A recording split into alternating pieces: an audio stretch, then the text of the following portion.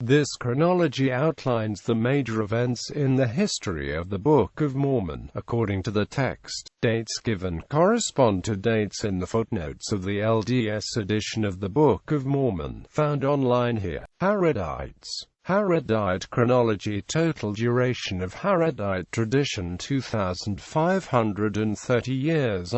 Pioneering phase years. Total duration of phase 180 years. Departure from the Great Tower to arrive at land 30. Adjustment to choosing a king 70. Horus rule 80. 2. Formation phase. Total duration of phase 600 Early formation. Kib begets Korah after he becomes king, then reigns 32 years until Korah's flight 34. Korah prepares to rebel, fathers children who help 32. Korah rules, with father captive, until latter is very old 25. Kib, the father, begets Shul, who grows to manhood before seizing the throne 25. Shul has children, including Noah, who rebels and reigns over half the kingdom 33. Kohor, Noah's son, succeeds him, ruling half the land 15. Nimrod, another son of Kohor, succeeds, then gives up the half-kingdom to Shul, reuniting the nation 10. Thereafter Shul begets children in his old age 25. Omer, Shul's son, begets Jared, then the latter has children 30. Jared plots, Omer flees, Jared rules 1 year 1. Akish kills Jared. Akish's one son is imprisoned, he then has others 35. Akish wars with his sons for many years 35. Late formation. Omer regains the throne, while old, begets Sema, who comes to reign 20. Emma's house reigns 62 years 62. Coriantum follows and rules until 142 years of age 142. Com reigns 49 years until Heth is born. Heth grows up, then kills his father 30. Heth rules until the drought becomes unbearable 24. 3. Disruption phase. Total duration of phase 600 Early disruption interval 30. Shez picks up the pieces after drought, and lives long 88. Interval 100. Riplakish, a descendant of Shez, gains power, then reigns 42 years, until killed in a rebellion 42. Interval 100. Late disruption. Morianton, a descendant of Riplakish, prepares, fights for years to gain central power 40. He lives to an exceeding great age 60. His son Kim succeeds him, reigning years while his father still lives 8. Kim's brother later overthrows him. Kim goes into captivity 15. Kim begets Levi in his old age 65. Levi lives in captivity 42 years after father's death 42. Then Levi fights and gains the throne 10. IV. Elaboration phase. Total duration of phase 600 Early elaboration. Levi rules to a good old age 60. Koram replaces Levi and saw many days 66. Kish then reigns and passes away 60. Lib next reigns, living many years 60. Hathom rules for 24 years before being overthrown 24. Late elaboration. Hathom then lives in captivity many years 60. Heth also lives in captivity all his days 60. Interval 30. Aaron lives in captivity 60. Amnigadda also lives in captivity 60. Corianton also was in captivity all his days 60. Decline phase. Total duration of phase 558 Early decline. Com matures, prepares, and gains control of half of the kingdom 30. He then rules for 42 years 42. After that he wars for many years with the Mgid 30. After Amjad's demise, Com rules to the accession of his son Shiblom 18. Shiblom rules through much trouble, then is slain 35. Seth in captivity all his days 60. His son Ahi retakes the kingdom. Few were his days 25. Interval 30. B. Late decline. Etham obtains the kingdom, reigns 50. Moroni, his son, reigns, loses half the kingdom, fights but loses all, then is a captive 70. Coriantor in captivity all his days 60. Interval 40. Ether sees the end of the nation 60. Jerusalem and environs. 600 BC, Jerusalem. First Nephi begins. First year of the reign of Zedekiah. Nephi prophesies to the Jews they seek his life. Nephi and his family leave Jerusalem and travel in the wilderness near the Red Sea. After 3 days they arrive in the valley of Lemuel. Between 600 and 592 BC, in the wilderness Lehi sends Laman, Lemuel, Sam and Nephi back to Jerusalem for the brass plates. Laman seeks the brass plates from Laban. Laban says he will slay Laman, who flees. The brothers go the land of their inheritance and gather the gold, silver and precious things. They offer to buy the brass plates and are driven out by Laban, who keeps the treasure. Laman and Lemuel smite Sam and Nephi with a rod. An angel appears and tells them to return to Jerusalem. Nephi returns to Jerusalem and finds Laban fallen to the earth. Nephi slays Laban and puts on his clothing. Nephi commands Zoram to get the brass plates. Nephi and his brothers take the brass plates to Lehi. Zoram agrees to accompany them. Lehi comforts Sariah, who had feared for her sons. Lehi sends Laman, Lemuel, Sam and Nephi back to Jerusalem to persuade Ishmael and his family to join them. The sons of Lehi and the family of Ishmael leave Jerusalem. Laman and Lemuel and some of Ishmael's children rebel. Nephi persuades them to continue and they rejoin Lehi and Sariah. They gather seeds and grain. Lehi has a vision of the Tree of Life. Nephi also has a vision of the Tree of Life, and foresees many future events. Nephi's brothers complain that they can't understand the words of the father. Nephi expounds. The sons of Lehi and Zoram take the daughters of Ishmael to wife. Lehi discovers the Laarona. They depart the valley of Lemuel and travel south-southeast for 4 days. They pitch the tents and call the place Shazah. They continue their journey, following the directions of the Laarona. Nephi breaks his bow. They travel for many days, traveling nearly the same course as in the beginning. Ishmael dies and is buried in the place called Nahom. Laman and Lemuel and the sons of Ishmael want to slay Lehi and Nephi. Nephi chastens them and they repent. 592 BC, Bountiful. They arrive at the land Bountiful, near the sea which they call Ira-Ontum. About 591 BC, Bountiful. Jacob and Joseph, born in the wilderness, are first mentioned.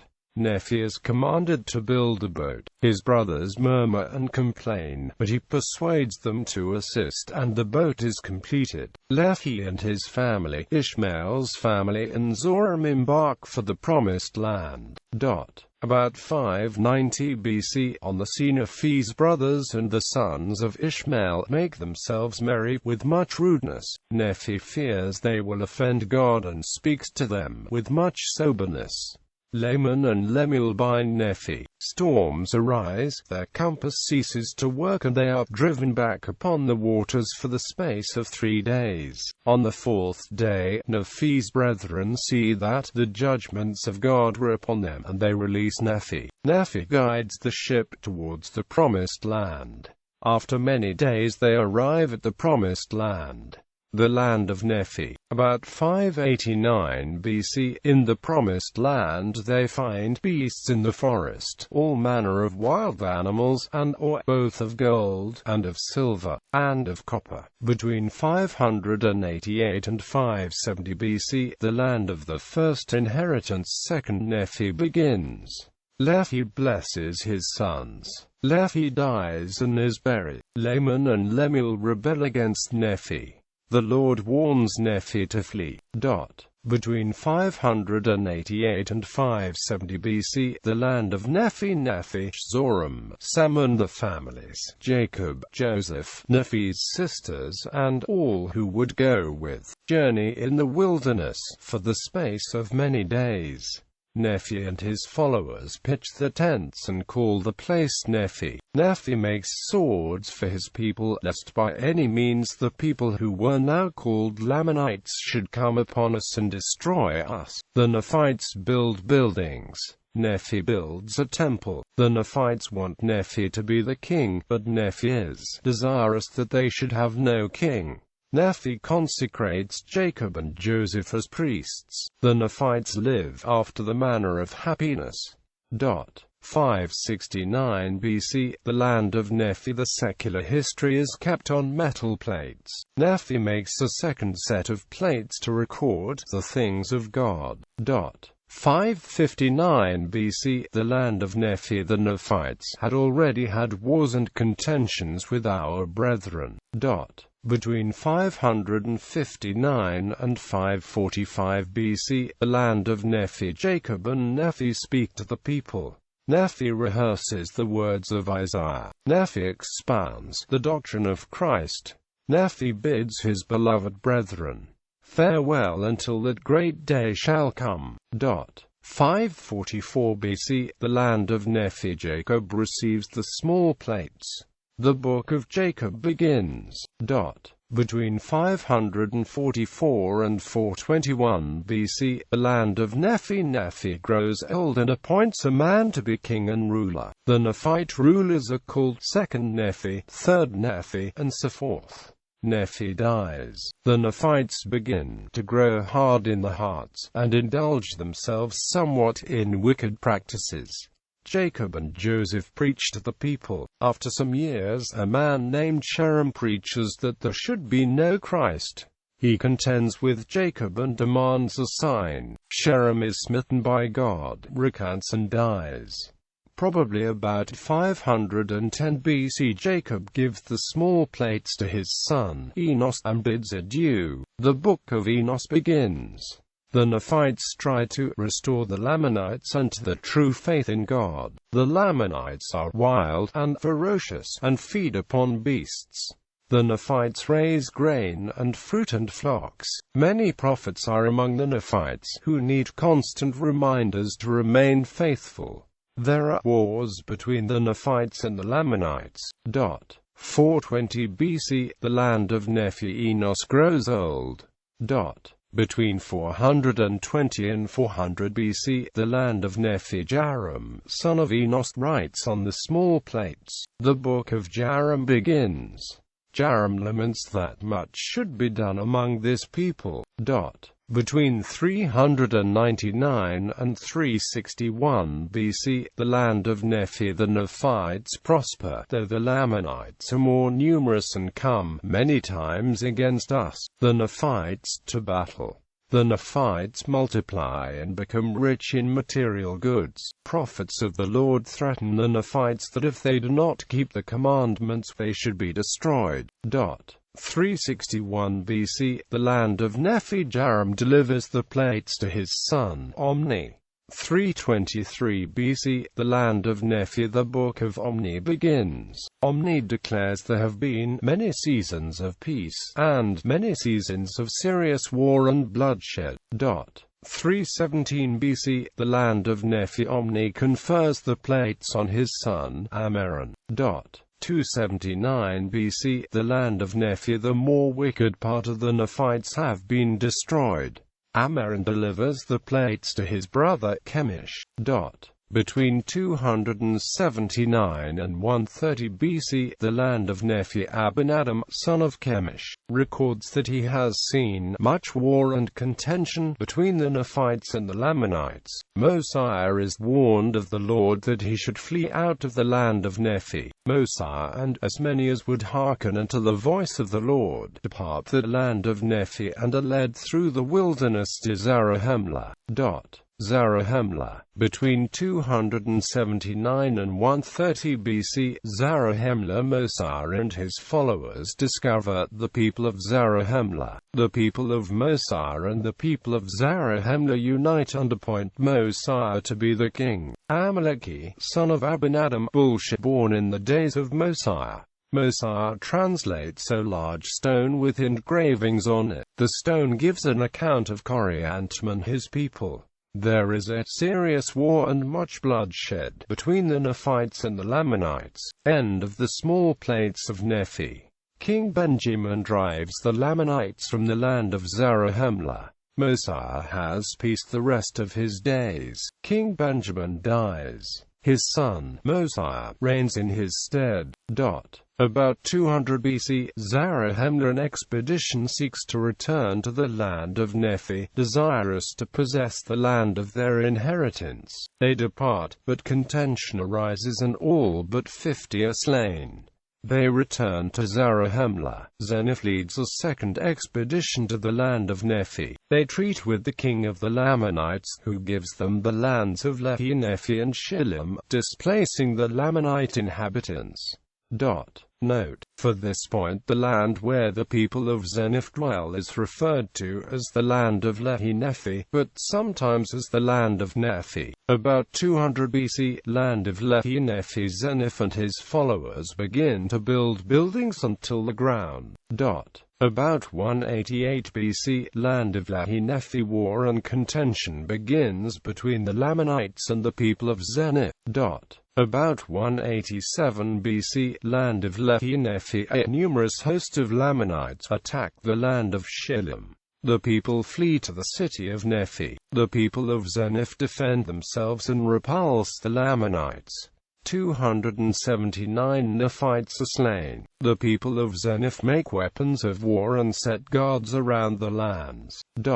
About 177 BC, land of Lehi Nephi, the people of Zeniff toil and spin and prosper. Laman, king of the Lamanites, dies. Laman's son, now king of the Lamanites, stirs the Lamanites up to anger against Zeniff and his people. Zeniff sends spies to the land of Shemelon to discover the preparations of the Lamanites. Zeniff instructs the women, children, the old and infirm to hide in the wilderness. The Lamanites attack the land of Shillim and are driven out after a fierce battle. The people of Zeniff return to the lands. Probably about 160 BC, land of Lehi Nephi, Zeniff confers a kingdom on his son, Noah. Noah rules in wickedness, taking many wives and concubines. He replaces the priests of his father with his own priests. The people are heavily taxed to support the lavish lifestyle of Noah and his cohorts. Noah builds many buildings, including a spacious palace, and a tall tower near the temple, where he could overlook the lands of Shillim and Shemelon. Noah plants vineyards and builds wine presses and becomes a wine-bibber. He and his priests spend their lives in riotous living. About 150 BC, land of Lehi Nephi, the Lamanites come upon small numbers of the people of Noah and slay them. Noah sends guards, but in insufficient numbers. The Lamanites continue to harass Noah's people and Noah sends his armies to drive them back. Victorious, the army returns, rejoicing in the spoil, and boasting of the strength. Abinadi begins to prophesy to the people of King Noah, telling them they must repent or they will be delivered into the hands of their enemies. King Noah rejects Abinadi's prophecies and desires to slay him, but is unable to capture Abinadi. About 148 BC, land of Lehi Nephi, Abinadi again begins to prophesy, saying that because the people of Noah have not repented, they will be brought into bondage. The people take Abinadi, bind him and bring him before the king. Noah casts Abinadi into prison. Noah and his priest have Abinadi brought before them for questioning. Abinadi rebukes the king and his priests. Noah orders his priests to take Abinadi away and slay him, but he is protected by divine power and continues to teach them the commandments and redemption through Christ. Abinadi finishes his address and Noah again commands his priests to slay him. One of Noah's priests, Alma, believes Abinadi and asks that Abinadi might depart in peace. Noah casts Alma out and commands that he be slain. Alma flees. Abinadi is cast back into prison. After 3 days, Abinadi is brought before the king and priests again. Noah sentences Abinadi to death unless he recalls his words. Abinadi refuses and suffers death by fire. About 147 BC, the place of Mormon, Alma preaches in private and gathers a small following. He baptizes them in the waters of Mormon. Alma organizes the Church of Christ and ordains priests and teachers. King Noah discovers a movement among the people and sets a watch. When Alma's followers assemble themselves to hear the word of God, Noah sends his army against them. Alma and his followers, about 450 souls, take the families and depart into the wilderness. They travel 8 days and settle in a land they call Helam. About 145 BC, Land of Nephi, Gideon attempts to slay King Noah. The Lamanites attack. King Noah, his priests and other men flee.